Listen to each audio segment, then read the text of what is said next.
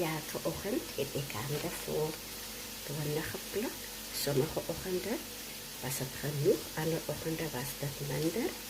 Maar die les wat ik geleerd heb, als je bonen ziet wat gereed is, pluk het af.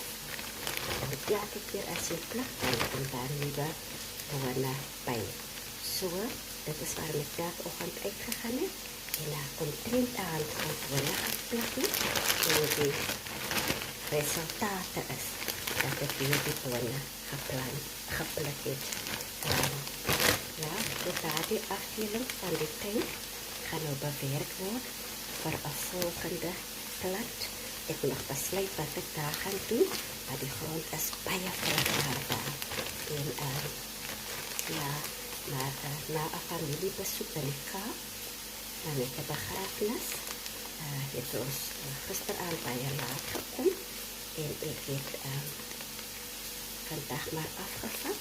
So ek dink van môre af gaan ek weer my tuin besoek en kyk hoe die toestand daar lê, want ek weet na 3 dae se afwesigheid moet ek maar verwag wat ek daar sien. So vriend, tot die volgende keer goed gaan.